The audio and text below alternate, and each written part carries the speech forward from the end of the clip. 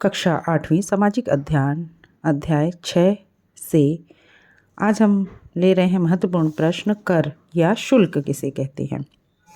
सरकार द्वारा प्रदत्त सुविधाओं के उपभोग के लिए हम जो राशि या शुल्क देते हैं उसे कर या टैक्स कहते हैं।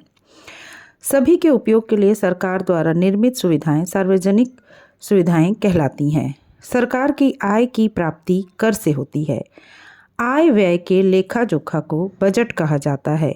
करों के प्रकार: वस्तुओं पर कर, उत्पादन पे कर, बिक्री कर, सीमा शुल्क, आय व संपत्ति पर कर। वस्तुओं के बनाने पर लगा शुल्क उत्पादन शुल्क कहलाता है। वस्तुओं के विक्रय पर लगा शुल्क बिक्री कर कहलाता है। MRP का अर्थ होता है अधिकतम खुदरा मूल्य।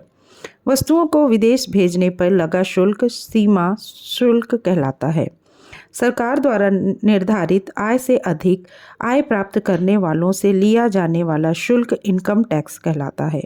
जमीन व मकानों पर लगाया गया शुल्क संपत्ति कर कहलाता है। संपत्ति कर स्थानीय निकायों, नगर पालिका या नगर निगम के द्वारा लिया जाता है। सरकार कर से प्राप्त राशि का उपयोग जनता के विकास के कार्यों में लगाती है। तो बच्चों, ये था सामान्य रूप से कि कर किसको कहते हैं। और अब इससे हम लोग महत्वपूर्ण प्रश्न लेंगे। पहला प्रश्न रहेगा बच्चों, GST को समझाइए। GST का फुल फॉर्म होता है बच्चों वस्तु एवं सेवा कर।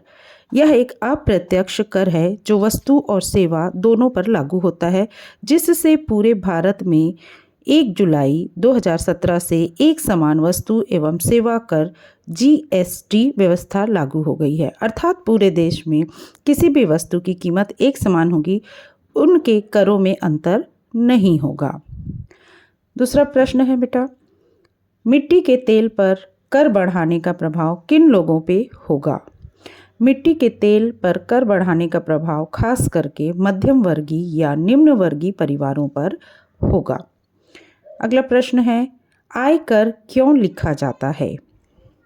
आय कर लगाने का आय कर क्यों लिया जाता है? आय कर लगाने का उद्देश्य देश में व्याप्त आर्थिक विषमता को कम करना है। सरकार अमीरों से आयकर के रूप में धन प्राप्त कर उसे देश के विकास कार्यों में खर्च करती है। गरीबों के विकास की योजना बनाकर उन पर यह धन खर्च करती है। इस प्रकार आयकर आर्थिक समानता की दिशा में महत्वपूर्ण प्रयास है। छोटा सा और एक प्रश्न ले लेते हैं, सीमा शुल्क कब लिया जाता है? वस्तुओं को एक देश से दूसरे देश लाने ले जाने पर जो शुल्क लिया जाता है बच्चों, उसे सीमा शुल्क कहा जाता है। यह शुल्क संबंधित देश के बंदरगाह अथवा हवाई अड्डे पर ही लिया जाता है। इस शुल्क को देने के बाद ही हम अपनी वस्तु उस देश में ले जा सकते हैं। तो आज के ये महत्वपूर्ण प्रश्न थे बच्चों। धन्यवाद।